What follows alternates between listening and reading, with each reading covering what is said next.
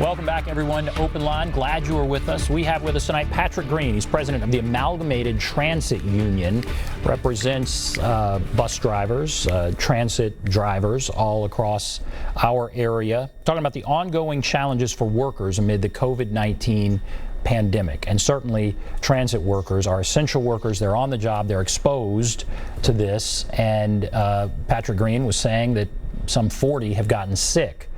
And kind of where does that leave them? That's what we're talking about. Let's go to the phones now. Let's go to Mike. Hello, Mike. Hey, good evening, Ben, and good evening to your guests as well. First of all, I want to say prayers to the workers who have fallen ill due to COVID-19. I wish them and their families the best in the future of their health. I just want to get to one of the two main reasons Governor Lee wanted to convene an emergency legislature again this past summer. One is he wanted to make a felony out of just camping out right across the Capitol on public property, taxpayers' property. But the second was to make sure that people who might have caught COVID from a reckless merchant or retailer doesn't have to be held liable. And that's one of the big stumbling blocks that's holding up everything in Washington with the new stimulus package. Mitch McConnell, the Republicans, want to make sure that nobody, no business can be held responsible.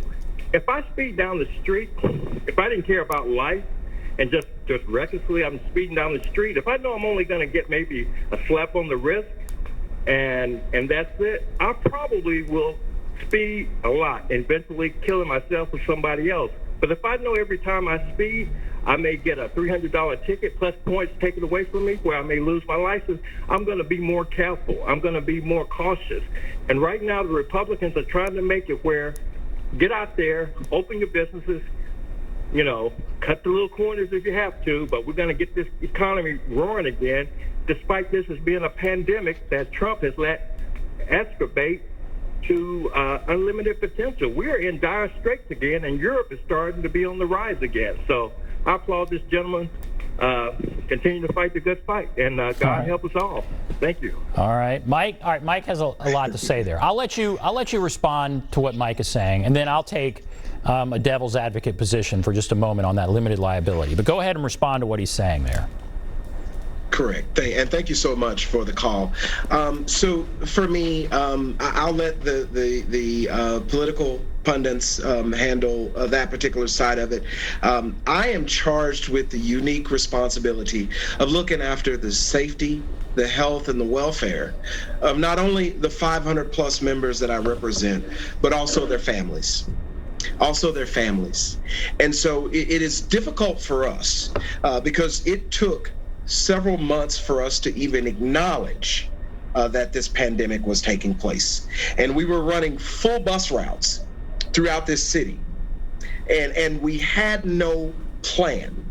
And so what we had to do was we had to come together with the company and we had to say, listen, if we don't do something now, and we understand that you might not know what to do, but the first thing that we have to do is look out for the safety of the employees. And so we proposed some changes, and we were fortunate enough that this company was willing to do that. But it should have never came to that. And it is sad when we make this a political issue. This is about responsibility. And we all need to take our own responsibility. I get it if you don't want to wear a mask, but for the love of humans in general, when you step on a bus in a closed environment with a limited number of people, please wear a mask.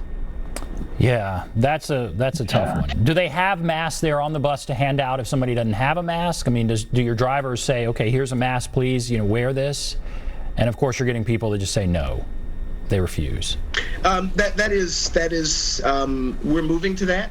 They are handing out masks in the downtown area. They do have personnel that are now moving to handing out masks.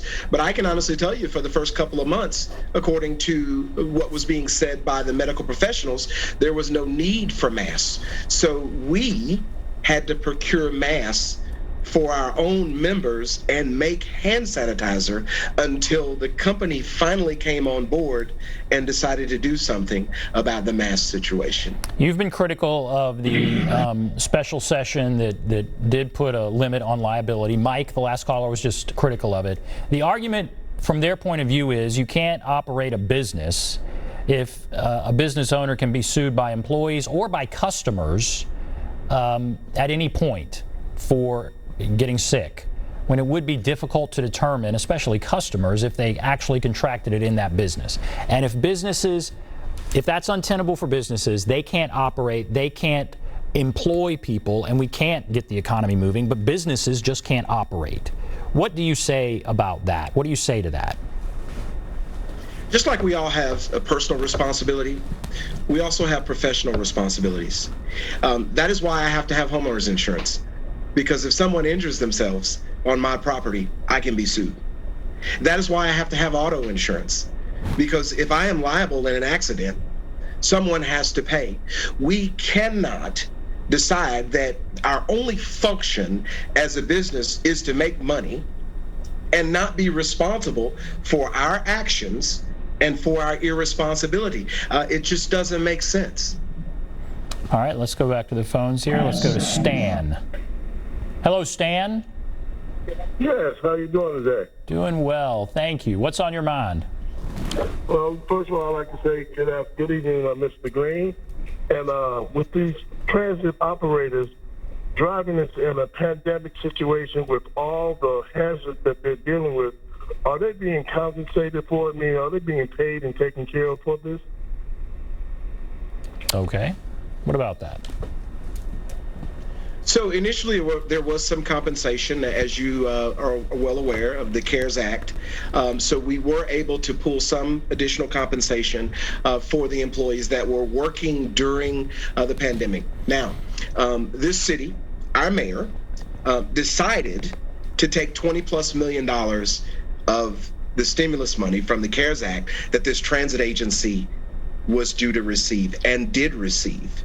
And when you have lower ridership, the costs are higher. It was very disappointing and quite frankly upsetting that the mayor would do that at this time. I support this mayor.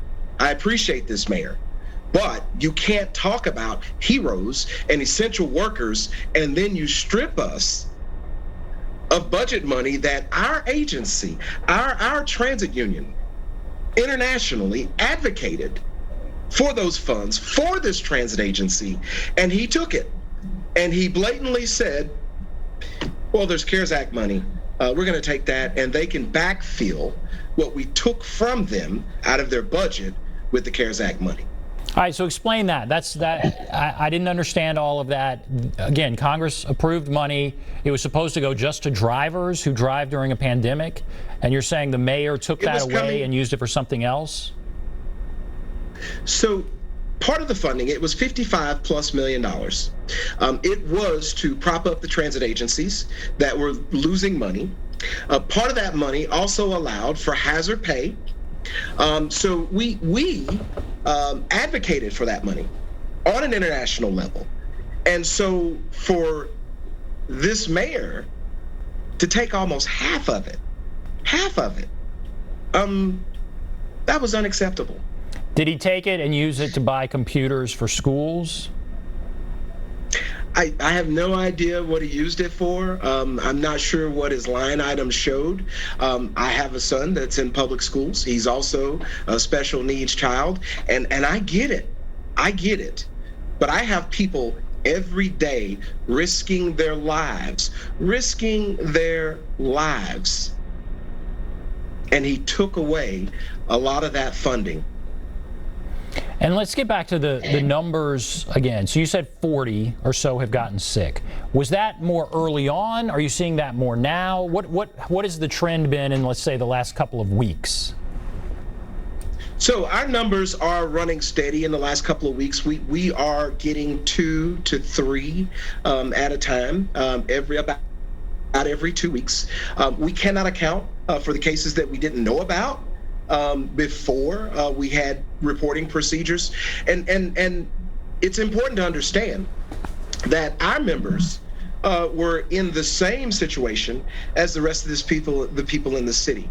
We were going sometimes a week, 2 weeks before we were getting test results. And if we went and got a test, and